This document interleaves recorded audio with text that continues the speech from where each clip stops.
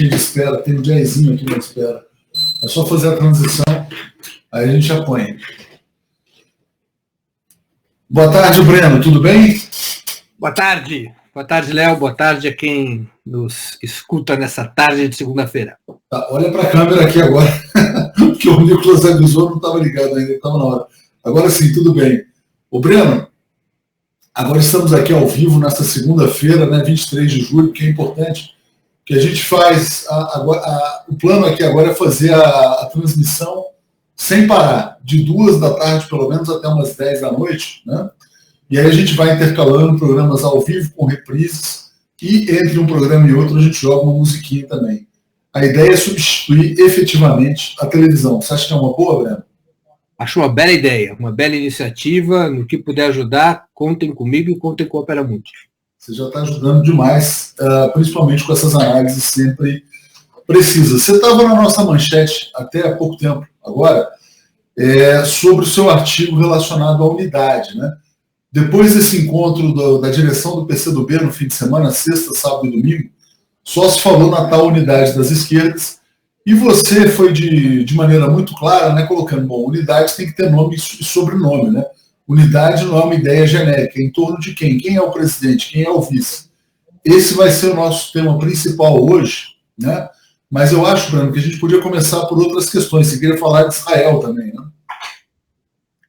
Não, um dos principais fatos internacionais nos últimos dias foi a aprovação pelo parlamento israelense de uma lei que consolida o Estado de Israel como Estado de apartheid, né?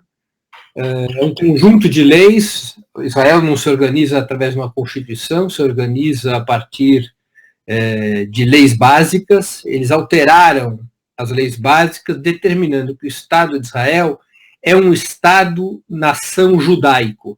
Essa afirmação do caráter judaico do Estado israelense nunca havia sido feita anteriormente.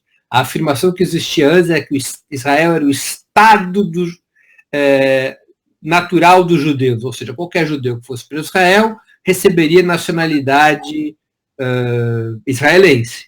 Agora não, eles determinaram um caráter étnico-religioso ao Estado de Israel, que cada vez mais vai se convertendo numa teocracia sob a égide do sionismo, dessa representação ideológica da direita judaica. Isso tem uma consequência muito grave, porque significa legitimar que Israel se aprofunde como uma sociedade de castas. No primeiro andar estão os judeus de origem europeia branca, no segundo andar estão os judeus de origem africana, no terceiro andar, lá longe, estão os árabes israelenses, aquela parte da população de origem árabe que vive dentro do território de Israel, e num quarto andar estão os palestinos dos territórios ocupados, que não possuem nenhum direito civil e parcos direitos econômicos e sociais. Então, isso é uma mudança da natureza do Estado de Israel, uma legitimação legal a uma situação de fato já vivida, gravíssima. Israel se transforma num Estado colonial e organizado a partir de um apartheid agora legitimado por lei. Evidentemente que há um certo silêncio na comunidade internacional. Você imagina se fosse o governo venezuelano, a Coreia do Norte, ou o governo cubano adotando leis desse tipo, o tamanho da repercussão que teria, não é? Agora, por falar em Cuba, né? Cuba também fez ali adendos à sua Constituição, né? Retirando a palavra comunismo, botando a palavra socialismo, teve avanços assim também na questão dos direitos civis, né? Mas a gente pode chegar lá depois. Sobre Israel, eu queria te perguntar, Breno, quando você usa a palavra teocracia, não há um certo exagero, porque Israel vai passar a misturar efetivamente política e religião de uma maneira como nunca antes? Abertamente pelas novas leis básicas. Por exemplo, o Poder Judiciário de Israel está instruído a decidir conforme os livros sagrados do judaísmo. Entendi. É explícito na lei básica. E quando você determina que o Estado tem como natureza a confissão religiosa das pessoas, você está estabelecendo a base de uma teocracia. Não é? Isso é aberto, é descarado. Perfeito. Agora, Israel vai se convertendo, porque essa lei altera também outros elementos do funcionamento político do Estado israelense. Israel vai se convertendo numa espécie de neofascismo confessional, porque o gabinete do primeiro-ministro vai passando a ter poderes jamais vistos, que não passam mais nem pelo parlamento. Além da cassação do direito de organização partidária, de qualquer partido, por exemplo, que se choque contra a natureza judaica do Estado de Israel, pode ser cassado. Agora, Breno, você como judeu e como judeu progressista, como é que os judeus progressistas estão reagindo ao fim da laicidade lá em Israel? Existe uma reação organizada, não? Uma tentativa de... Existem setores progressistas que reagem, mesmo setores do sionismo que se confrontam com essa tese, ainda que minoritários, o chamado sionismo de esquerda dentro de Israel reage a isso, mas evidentemente ao longo do tempo os setores mais reacionários do sionismo conseguiram estabelecer sua hegemonia nas comunidades judaicas ao redor do mundo e em especial dentro de Israel. Não é à toa que o Netanyahu governa o país com algumas interrupções há mais de 2 décadas, não é? Claro. E Netanyahu é uma expressão aberta desse neofascismo de tipo confessional. O pessoal está nos perguntando, é evidente que a gente vai entrar na questão nacional, né? Estamos só fazendo um aquecimento aqui, vamos falar da eleição presidencial e da tal unidade nas esquerdas, que é o tema principal. Breno, para a gente ainda passar sobre a questão internacional, como é que você viu essas mudanças em Cuba, na questão dos direitos civis e também dessa mudança de comunismo para socialismo na Constituição ali? Vamos entender primeiro qual é o papel que os cubanos dão à Constituição. Os cubanos consideram que a Constituição deve determinar as leis básicas do país para cada etapa do seu desenvolvimento. A Constituição não é um programa partidário.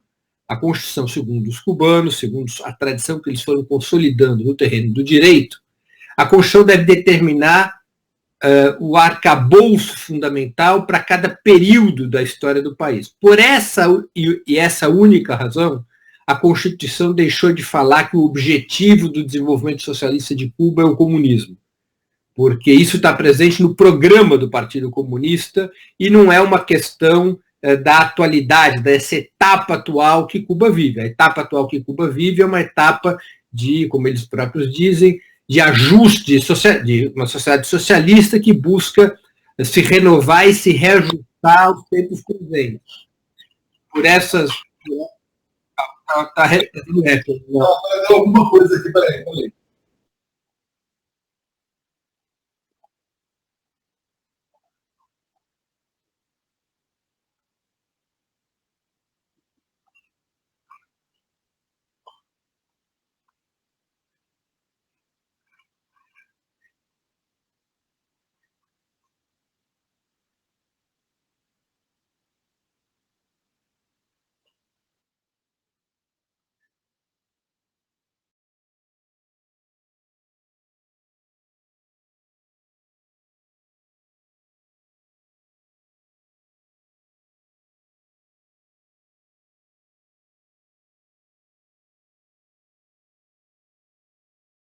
Tá estranho. Peraí, deixa eu só ver aqui. Eu tentei sair e voltar, mas ele tem uma coisa rodando em cima. Peraí.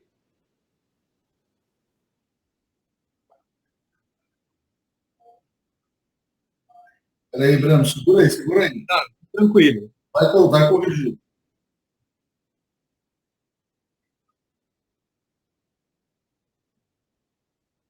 Peraí. Alô, tá entrando.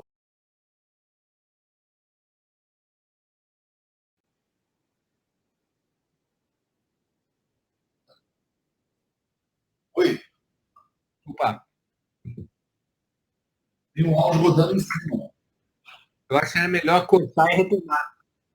Não, a gente vai retomar, mas peraí, ele vai fechar. Alô, agora acho que sim. Fala, Breno. Pronto, voltamos. Voltou. Acho que alguém liberou uma outra entrada de áudio lá em cima e agora está tudo normal. Desculpa, gente, falha técnica, estamos aprendendo aqui. Você falava de Cuba, Breno. Então o que eu explicava, para Cuba a Constituição determina o arcabouço institucional, o arcabouço básico para cada etapa do desenvolvimento da sua sociedade. Por essa razão, eles tiraram que o objetivo do desenvolvimento socialista cubano é o comunismo, e esse objetivo está traçado no programa do Partido Comunista, mas a Constituição ficou mais enxuta e voltada fundamentalmente para os temas da etapa atual do desenvolvimento socialista cubano. Então, eles fizeram questão de determinar alguns pontos fundamentais. Primeiro, reafirmar a natureza socialista do Estado, da sociedade cubana. Segundo, determinar a prevalência do papel dirigente do Partido Comunista na organização política do país. Terceiro, estabelecer um outro parâmetro, um outro marco jurídico para a combinação das distintas formas de propriedade estatal, propriedade mista, propriedade cooperativa e propriedade privada.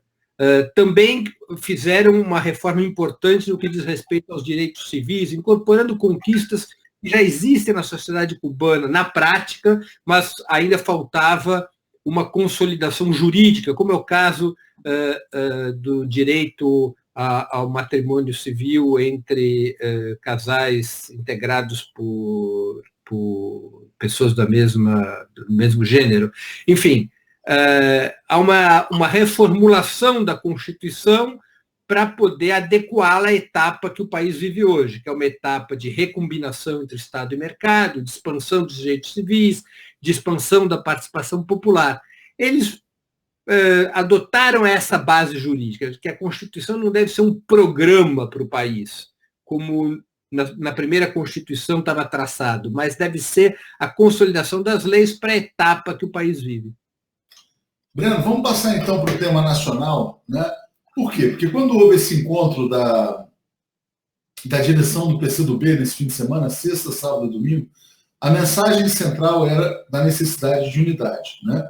E aí houve muita discussão sobre se a unidade se daria em torno do Lula, do Ciro, como é que seria. A Manuela teria, inclusive, aberto mão da candidatura em nome dessa unidade e, aparentemente, a notícia que se tem hoje, nesta segunda-feira, é que não houve nenhum entendimento, a Manuela mantém a candidatura dela. Até antes de entrar nesse assunto, eu vou te ler aqui a frase dita por ela hoje, né? Ao que tudo indica, nosso apelo pela unidade não está tendo êxito. Então, o que posso eu fazer se não receber com muita honra o desafio que me foi lançado pelo meu partido e creio tem sido exitoso. Ou seja, Manuela continua candidato, não há a tal unidade no campo das esquerdas. E aí eu te passo a bola para comentar sobre esse tema, Breno. Uhum. Olha, Léo, eu vou partir do seguinte pressuposto factual, histórico. Em que momento que a unidade do campo de esquerda foi rompida? Do ponto de vista eleitoral. Porque do ponto de vista político e social, essa unidade se mantém, seja na luta pela liberdade do Lula, seja nas lutas sociais, na resistência ao golpe, mas do ponto de vista eleitoral, quando ela foi rompida? Quando alguns setores desse campo popular resolveram seguir carreira solo, como acontece em qualquer grupo musical. Quando é que os Beatles foram dissolvidos? Claro. O John Lennon resolveu seguir carreira solo. Não é? Quando é que os Titãs mudaram sua configuração? Quando o Arnaldo Antunes virou candidato solo. Então, como é legítimo, alguns setores do campo popular, em especial o PCdoB e o PDT, e antes ainda o PSB, resolveram seguir carreira solo, levando em conta a nova situação do país.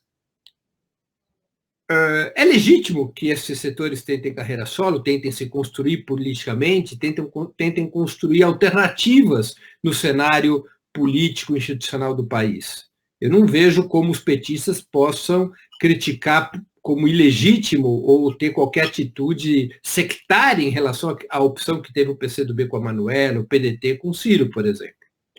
Mas o fato é que essas tentativas de carreira solo não tiveram o sucesso de público e crítica que se esperava. Efetivamente, o vocalista da banda popular, que continua a ter o apoio social, é o ex-presidente Lula. E o grupo musical, que continua a mais tocar na parada de sucessos, que consegue atrair multidões para os estádios e ter a simpatia de quem gosta da boa música, é um grupo chamado Partido dos Trabalhadores. Claro.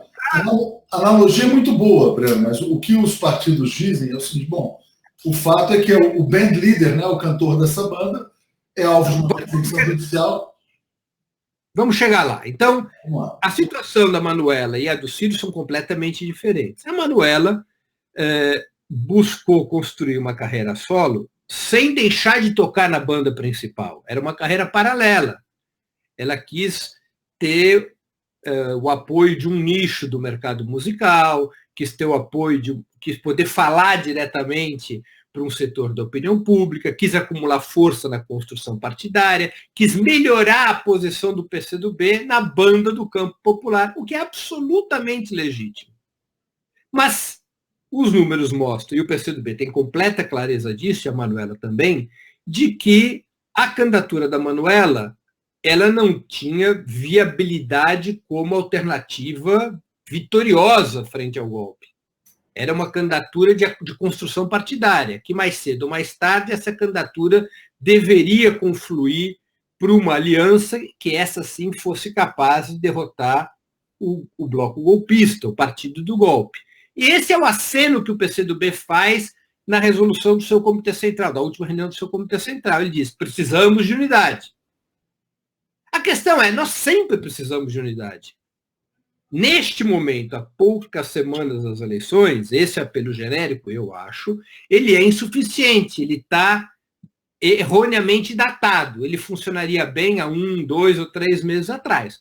Agora, é necessário dizer unidade em torno de quê, do quê e de quem. Porque nós estamos nos aproximando do momento em que as candidaturas têm que ser registradas. Claro. Então, eu considero muito positivo o apelo à unidade do PCdoB, mas ele é insuficiente. Ele tem que resolver um problema. Qual é o problema? Esse problema foi provocado pela candidatura... Ou seja, há um problema no campo popular e esse problema foi provocado pela candidatura do Ciro. Por que a candidatura do Ciro provocou um problema? Porque a candidatura do Ciro tentou desmontar a equação pelo qual o campo popular se consolidou nos últimos 20 anos. O Ciro tentou criar uma via própria, uma terceira via entre a direita e a esquerda, nascendo como uma candidatura de centro-esquerda, que buscou evoluir para centro-direita, tentando construir uma candidatura no espaço que ele julgou vazio, na polarização entre a direita e a esquerda. Setores do PCdoB apoiaram essa iniciativa do Ciro. Eles chamavam isso de frente ampla. Quer dizer, é uma interpretação possível da tática de frente ampla que eles defendem, porque há interpretações distintas dentro do próprio PCdoB. O que seria a tática de frente ampla, Léo? Seria assim: a esquerda abdica do protagonismo em favor da centro-esquerda, e a centro-esquerda, para poder derrotar o partido golpista, se alia com os setores da centro-direita. Isso é a frente ampla. Um movimento duplo. A esquerda renuncia ao comando em favor da centro-esquerda, Lula sai e o PT para entrar o Ciro, e ao redor do Ciro se amplia na direção da centro-direita e se criaria uma aliança capaz de derrotar a direita. Essa tática fracassou. Fracassou quando o Centrão em bloco aderiu ao Geraldo Alckmin. Como era de se esperar pela evolução da situação política do país. O Ciro quebrou a cara nesta operação. E essa quebrada de cara, o fracasso dessa operação política, colocou o tema da unidade de novo, porque não há como a candidatura do Ciro Gomes evoluir sem apoio nem à esquerda, nem na centro-direita. E neste exato momento, depois que a centro-direita lhe virou as costas e apoiou o Alckmin, o Ciro ficou numa situação muito isolada. Muito isolada e com pouco apoio popular, porque é possível dizer, em certa medida, que o PT está institucionalmente isolado, mas institucionalmente isolado com 40% de apoio dos eleitores e com 20% de preferência partidária. É um isolamento esplêndido, vamos dizer assim, um isolamento com vitória. O PCdoB, que parcialmente apoiou a tática do Ciro, ou pelo menos torceu para que ela desse certo e pudesse ser construída uma outra composição política no país, também ficou com uma batata quente nas mãos. Então, neste momento, mais do que um apelo à unidade, é necessário dizer por onde a unidade pode ser construída. E aí ela exige nomes e sobrenomes. Não há grandes problemas programáticos. O programa para o país do PT, do Ciro, pelo menos aquilo que o Ciro anuncia, ou do PCdoB, são programas muito semelhantes. Os elementos fundamentais são de unidade, uma unidade que vem sendo construída desde a campanha contra o impeachment, ou mesmo até durante os governos Lula e Dilma. A questão fundamental é a do guiso, a de colocar o guiso no gato. Ou seja, quem são os nomes e sobrenomes? Qual é a fórmula que permite fundir este programa unitário com a vontade do povo? Claro. E aí, Breno, a gente teria que estar discutindo objetivamente a chapa, né? Quando você fala em nome e sobrenome, se a gente vai falar numa chapa Lula-Ciro ou numa chapa Ciro-Lula. Seria isso, ou Ciro-PT, objetivamente. Claro. Né? Então, nesse momento, o que se passa? Claro que é uma situação inusitada. A principal liderança popular da história do país, o favorito nas eleições, segundo todas as pesquisas, o grande líder do Bloco Popular, está preso. E sua candidatura, de fato, corre o risco de ser impugnada. A tendência de que isso ocorra não é uma tendência desprezível, ao contrário.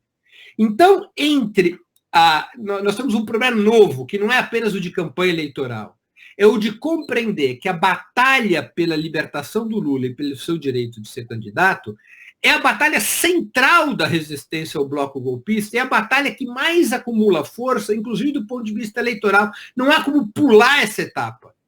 Tem que ser travada a luta com todas as forças possíveis para que o Lula seja libertado e para que o Lula possa ser candidato. Somente assim será possível, penso eu, acumular forças junto ao povo para derrotar o golpismo. E para que isso possa ser feito com unidade, é fundamental que se construa essa aliança ao redor do presidente Lula. Por isso, eu acho que é chegada a hora de construirmos essa aliança. Como é que você constrói essa aliança? Aceitar claramente, colocar claramente o apoio à candidatura do ex-presidente Lula como a que dá centralidade à coligação do campo popular. Negociar a vice-presidência para um dos partidos fundamentais que se juntariam a este bloco, ou a Manuela do PCdoB, ou o Ciro do PDT, se um dos dois aceitar esse convite do PT.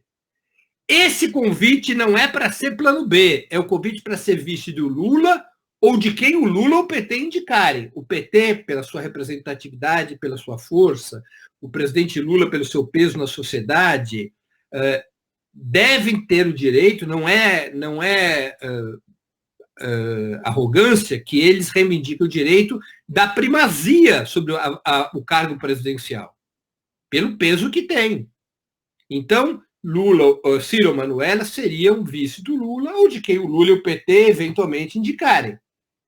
E acertar um acordo nos estados, o PT tem ofertado isso, para que o PSB também se some a essa coalizão. O PT tem se disposto, em troca do apoio nacional do PSB, a negociar o apoio do PT a determinados estados em que o PSB tem candidatos, incluindo Pernambuco, o que para o PT seria um enorme sacrifício político, porque a Marília Reis tem grandes chances de vencer naquele estado, que é um estado muito importante no contexto político nacional.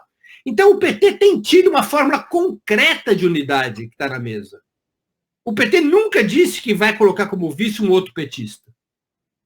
O PT tem se mostrado aberto a oferecer a vice para um partido aliado. O PT tampouco tem se recusado a negociar o apoio nos estados em troca do apoio nacional. O PT tem revelado concretamente gestos para construir a unidade do campo popular. O que o PT reivindica? Aquilo que as pesquisas e o povo apontam, de que o candidato natural dessa coalizão só pode ser o presidente Lula. E que, se eventualmente não for o presidente Lula, terá que ser quem o presidente Lula e o PT indicarem, porque corresponde à correlação real de forças dentro do campo popular.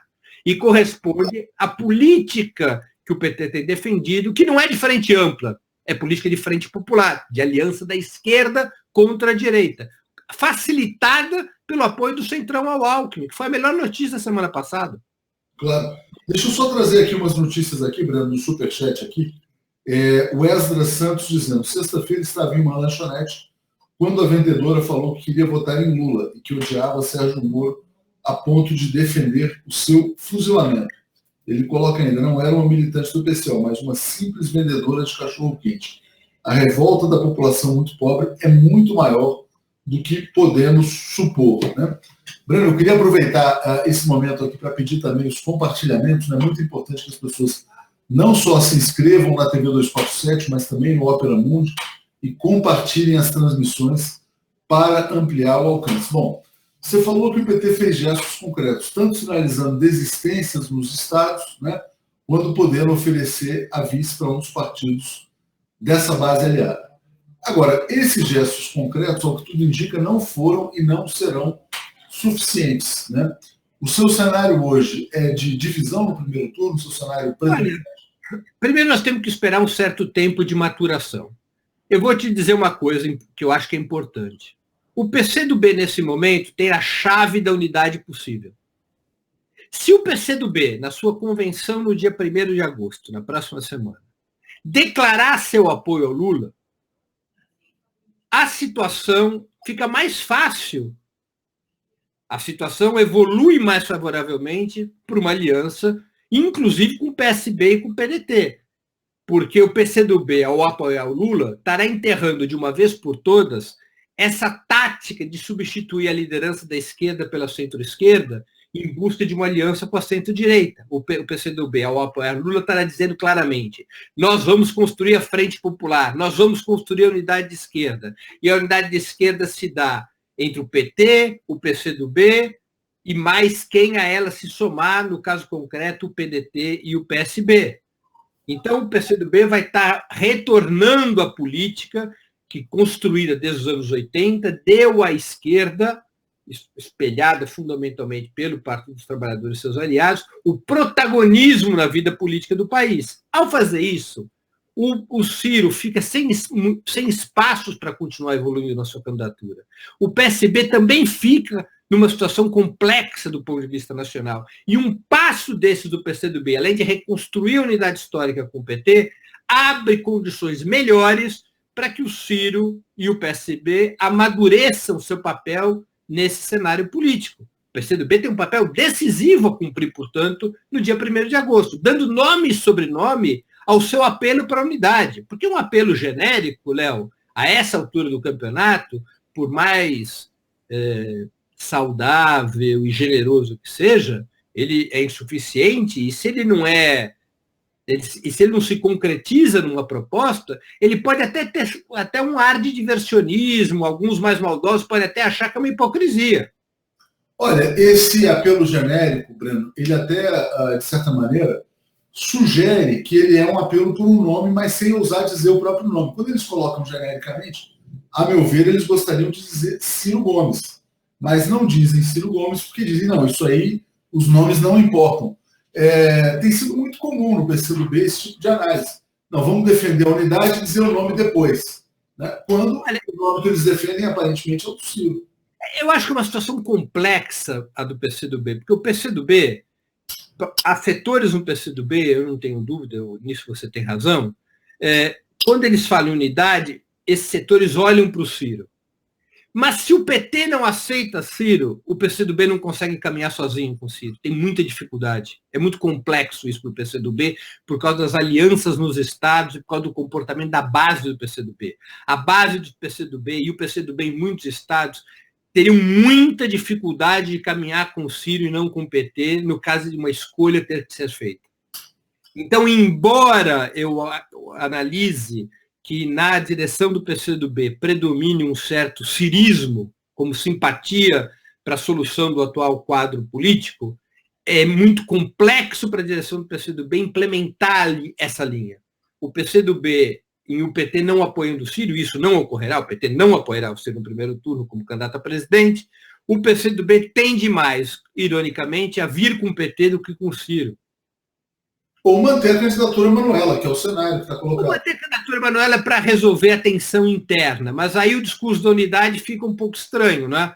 Quer dizer, eu tenho um discurso da unidade e o meu discurso da unidade se transforma em manter uma candidatura que vai ter 1, 2% de preferência, tende a ter 1 a 2%, no máximo 3% nas eleições. É um pouco complexo, quando o discurso é o da unidade e não o da identidade. O PCdoB teria que fazer um cavalo de pau no seu discurso nesse caso. E a grande questão também que envolve o Ciro é convencer o eleitor, né? Não basta você fazer um acordo das direções partidárias. Né? Vou ler aqui o comentário. Por exemplo, Luciana, não vamos apoiar Ciro. Gilberto Bueno, nada de Ciro Gomes. Eu só voto no Lula e ninguém mais. Isso aqui é muito comum, né, nos comentários.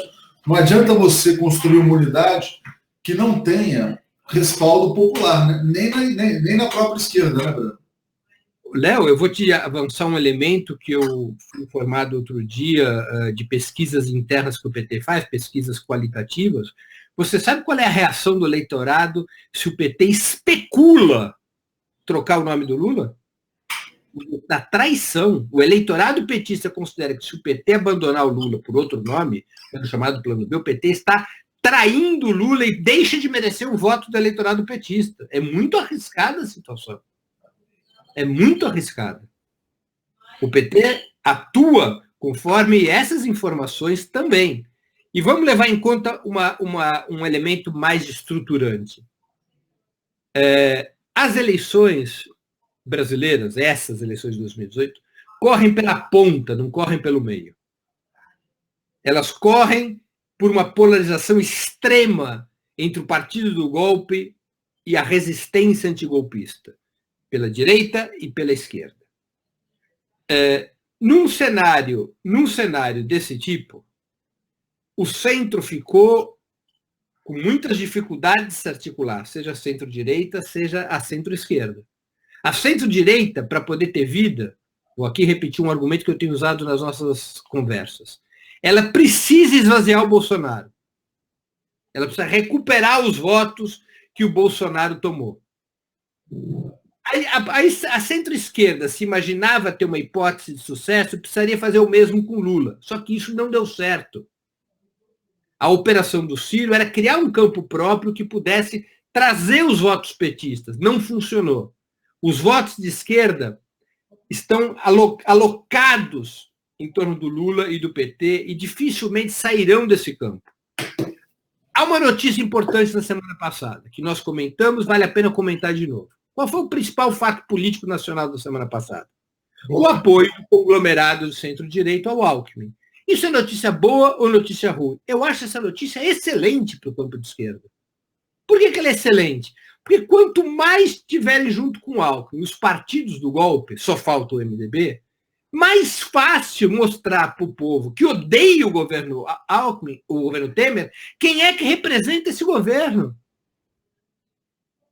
Também ajuda o apoio desse conglomerado ao Alckmin, também ajudou a desmontar essa terceira via que o Ciro vinha tentando construir. E essa, sim, era uma terceira via que prejudicava a esquerda, que debilitava.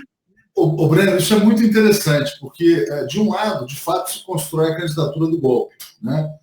Acima dela, você tem a candidatura da extrema-direita. A candidatura que pode se construir como oposição a tudo que está aí, oposição ao golpe, é a candidatura do Lula, da esquerda. Exatamente. O programa que vem sendo anunciado pelo Fernando Haddad, né, ele é muito contundente também em atacar os pontos principais do governo golpista. Né? Aliás, exatamente. O Haddad, eu queria até te pedir para comentar, porque ele parece um Haddad muito mais à esquerda do que aquele que a gente conhece. O Haddad é o porta-voz de um movimento coletivo dentro do PT de construção programática.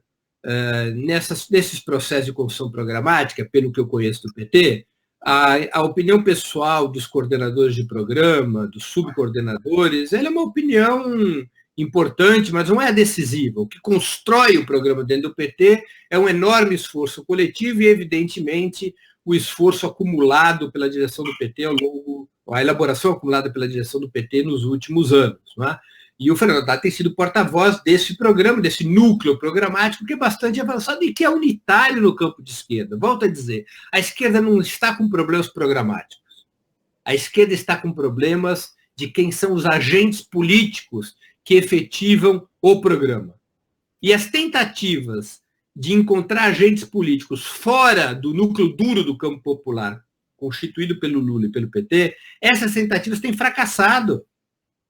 Não tem fracassado porque os candidatos são ruins, não tem fracassado porque os partidos que os defendem não têm legitimidade, não, são partidos que têm legitimidade para ter seus candidatos, são candidatos com currículos e serviços prestados ao país, são candidaturas combatíveis, especialmente da Manuela e do Guilherme Boulos, solidários com o Lula. O problema está na construção histórica, está na vontade do povo.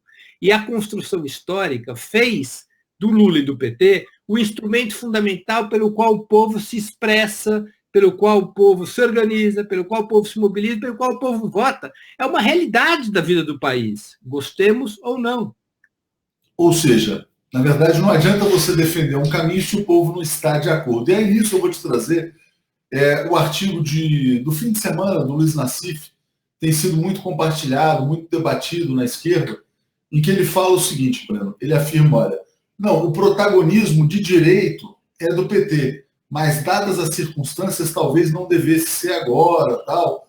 É um artigo também que pede, de certa maneira, uma desistência em relação ao Lula. Imagino que você tenha visto esse artigo. Sim, eu li. Então, eu queria que você falasse dessa questão do protagonismo. Por que o protagonismo? Né?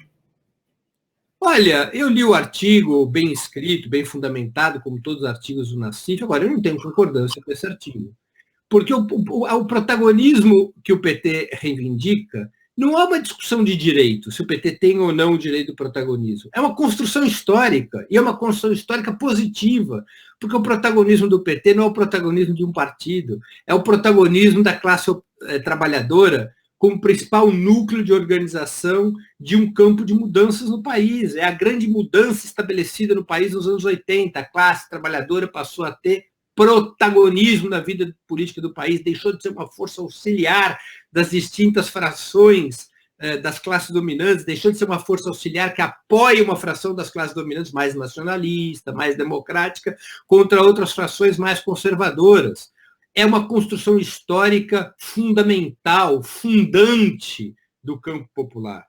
Abrir mão desse protagonismo significaria, primeiro, um enorme retrocesso estratégico aos tempos em que o poder no país era disputado exclusivamente por distintas frações das classes dominantes.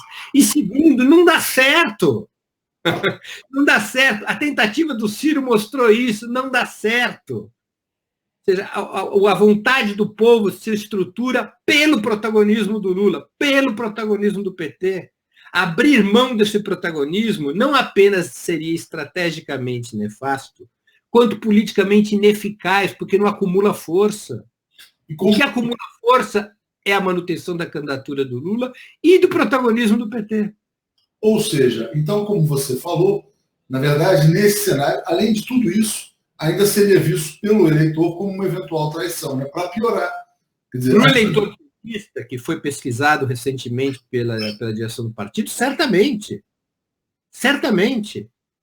Ou seja, o que o eleitor petista espera é que o partido, os movimentos sociais, o movimento sindical, os aliados do PT, defendam o Lula até o limite do limite e além do limite. Porque a identidade que o povo construiu foi com o ex-presidente. Agora, tem ainda uma outra questão, Breno. O judiciário passou a dar sinais de que não vai fazer nenhum atropelo. Por mais que você tenha lá o judiciário fechado contra o Lula, né, foi uma decisão importante da Rosa Weber de não aderir à tese da irregistrabilidade do Lula. Ou seja, o Lula é registrável, vai registrar sua candidatura em 15 de agosto. Vão correr os prazos normais. Então, essa estratégia sendo mantida, e eu acho que tem sinais do judiciário de que, por exemplo, vão respeitar os prazos legais, o Lula pode chegar na urna em 7 de outubro. Né? Nada impede que isso aconteça, dependendo dos recursos que possam ser apresentados. Ou seja, a candidatura Lula não morreu, né, como muitos estão querendo já decretar ou sacramentar. Léo, eu não tenho nenhuma ilusão no comportamento que terá o Poder Judiciário. Nenhuma ilusão. A questão, eu acho que é outra. A questão é, nós não podemos tomar decisões antes de travar a boa batalha, aproveitando-nos, inclusive, dessas contradições que você apontou do Poder Judiciário. Seria como se a direção soviética na Segunda Guerra, os nazistas chegam às portas de Moscou, a 50 quilômetros de Moscou. Em seguida, direcionam todas as suas forças para Stalingrado. e eram forças poderosíssimas. Seria como se a direção soviética tivesse dito: não dá para ganhar Stalingrado, não dá para lutar em Stalingrado, as forças são muito desproporcionais, vamos preparar a resistência mais para trás nos Urais, e entregasse Stalingrado. Nós não podemos nos entregar antes de travar uma batalha que é decisiva para a formação da correlação de forças eleitorais. Qual é essa batalha? Pelo direito do presidente Lula ser candidato. Um atalho que circunde essa batalha nos leva à derrota, porque desmoraliza, desanima, leva ao desalento, à capitulação os setores populares que dão guarida e apoio à candidatura do presidente Lula e que se dispõem a lutar contra o golpe. Essa batalha tem que ser travada até para se ter legitimidade de se construir, eventualmente, uma outra solução. O problema das forças que insistem em plano B, que insistem numa candidatura que não seja do PT, que buscam essa unidade genérica, que no fundo é um recado para que o presidente Lula abdique da sua candidatura, dando como derrotada a tese do seu registro, essas manobras todas desmoralizam o campo popular. Ô, Breno, deixa eu só primeiro aqui agradecer o superchat aqui da Zuleide Andrade, dizendo: o PT é o maior partido popular, é Lula, é o povo, é umbilical. Mas eu queria te trazer uma provocação feita aqui pelo Cláudio Mário Leal Passos. Não é uma provocação, é um comentário. Ele fala: tudo que o Breno fala só vale se Lula estiver livre. E aí é que eu queria te colocar esse ponto. Por exemplo, faz sentido, por exemplo, você discutir essa unidade em torno do Lula com o Lula na cadeia? Queria que você fizesse um contraponto ao comentário desse. Eu vou fazer dois comentários. Em primeiro lugar, o Lula tem crescido nas pesquisas e reduzido sua rejeição. Entre os principais candidatos, ele é hoje o que tem a menor taxa de rejeição, estando na cadeia. Será a prisão do Lula, ao contrário do que previam seus inimigos e alguns dos seus amigos, a prisão do Lula não o levou a perder força. Não foi um obstáculo a que ele perdesse força. É possível até que tenha sido um incentivo para ampliar seu apoio na sociedade brasileira. Então, esse é um primeiro comentário. Sempre a prova do pudim, não é isso? É nos fatos que a gente deve buscar se nossos argumentos têm ou não razão de ser. Ou seja, o presidente Lula não perdeu força ao estar preso, o presidente Lula ganhou força, mesmo estando na prisão. O segundo argumento: nada na legislação brasileira proíbe alguém de ser candidato e de ganhar a eleição e até de tomar posse estando preso. É uma situação esquisita? É uma situação esquisita. É uma situação complicadíssima? Complicadíssima. É uma situação inédita? Até onde meu conhecimento vai, absolutamente inédita. Mas é possível. Ela é possível nos termos da legislação brasileira. Ela é possível. Então, nós não podemos, a questão fundamental, se nós quisermos decidir o cenário eleitoral com base na realidade imediata que nos é imposta pela correlação de força no Poder Judiciário, sem travar a batalha pelo direito do presidente Lula ser candidato, nós, ao contrário de acumularmos força no campo progressista, o que nós assistiremos é a debandada do apoio popular. Porque o que unifica o campo popular, o que unifica a vontade do povo, é a candidatura e a liderança do presidente Lula. Se isso não for compreendido, nada terá sido entendido. Perfeito, Bruno. Teve um pequeno corte aqui, mas acho que as pessoas entenderam. Foi um corte curto aqui. Olha só, a maioria dos comentários, geral, é Lula sem plano B. Eu acho que essa é a percepção geral, o que já nos dá uma medida também da temperatura do eleitor em relação a eventuais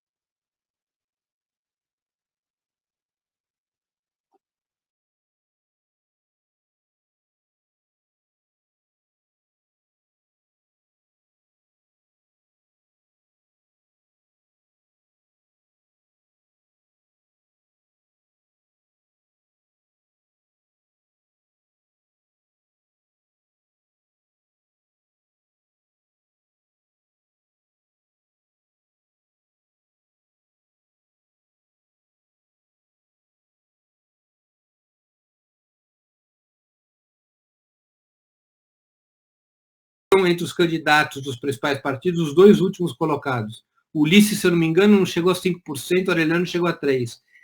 O tempo de televisão é importante, mas ele é sempre decisivo? Não. Olha, vamos prestar atenção. O governo Temer tem monopólio de comunicação e ele possui menos de 3% de apoio.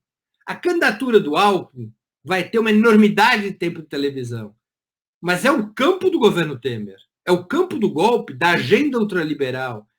O tempo de televisão pode ajudar o Alckmin a esvaziar o Bolsonaro, a trazer para a candidatura do Alckmin votos que ele perdeu para o Bolsonaro. Agora, no embate entre o Bloco Popular e o Alckmin, o tempo de televisão é um fator importante, mas não decisivo. O que é decisivo é o que aconteceu com o país.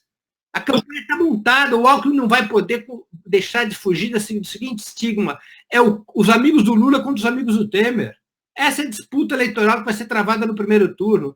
No segundo turno, depois a gente vê o que vai fazer. No primeiro turno, são os amigos do Lula contra os amigos do Temer. Os amigos do Temer estão todos juntos ao redor do Alckmin. Os responsáveis pela reforma trabalhista, os responsáveis pela liquidação da Petrobras, os responsáveis por venda de terra a estrangeiros, os responsáveis pela emenda constitucional 95, por bloqueio os investimentos em educação e saúde, os responsáveis pelo desemprego, os responsáveis pela quebra da soberania nacional, os responsáveis pela liquidação do país. Estão todos na chapa do Alckmin. Que bom que seja assim. O Alckmin não vai ter como se livrar dessa gente. Está tudo coladinho nele. Eu acho, pode permitir a ele retirar votos do Bolsonaro. Nós podemos assistir, ao longo do programa eleitoral, uma transferência de votos do Bolsonaro para o Alckmin. Porque o Alckmin vai direcionar sua artilharia midiática, esses minutos todos que ele conquistou, para retirar votos do Bolsonaro.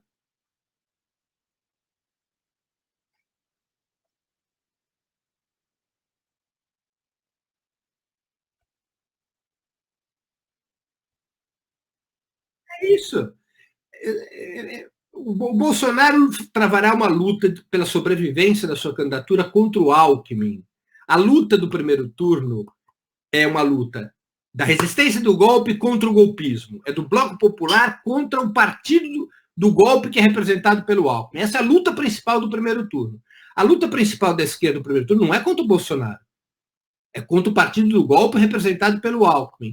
E a luta do Bolsonaro é a luta para manter os votos de direita que ele capturou do PSDB e do DEM e que o PSDB e o DEM vão tentar agora recuperar. Então, é um cenário no qual essa conquista de tempo de televisão pelo Alckmin pode criar prejuízo ao Bolsonaro. Agora, vão afetar muito pouco o campo popular. O campo popular está definido. Quem é contra o governo Temer votará no Lula, votará no PT. Quem é a favor do governo Temer votará no Alckmin.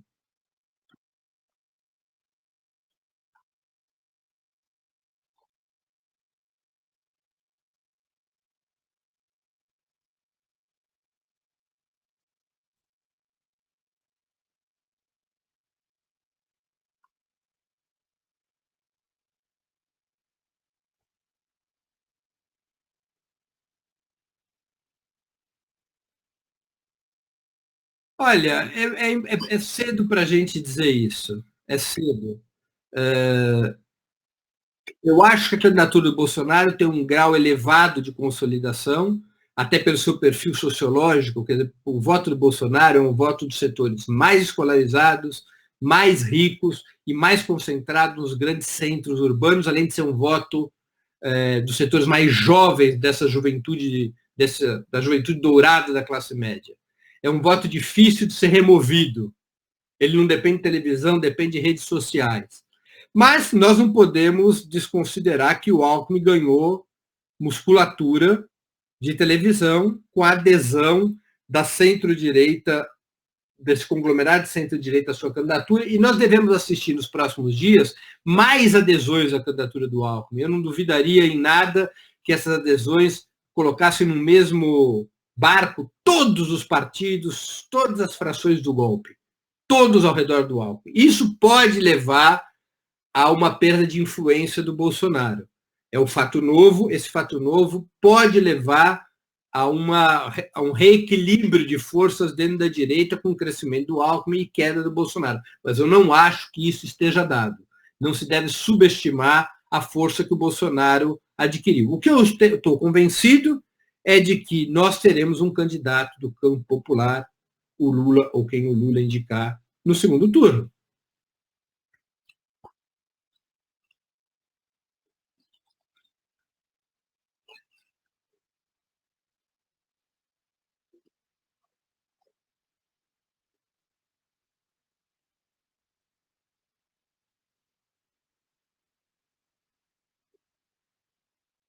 Não, eu queria, então, agradecer o convite para essa entrevista. Quero avisar aqui a quem nos escuta que houve um problema de congelamento de áudio lá com o Léo, no estúdio da TV 247. Infelizmente, então, está havendo um processo de mudança da tecnologia, esses problemas acontecem. Então, em nome aqui do Léo, estou pedindo desculpa por esse problema e fica aqui um grande abraço a todos, até o nosso próximo encontro, ao nosso próximo rendezvous.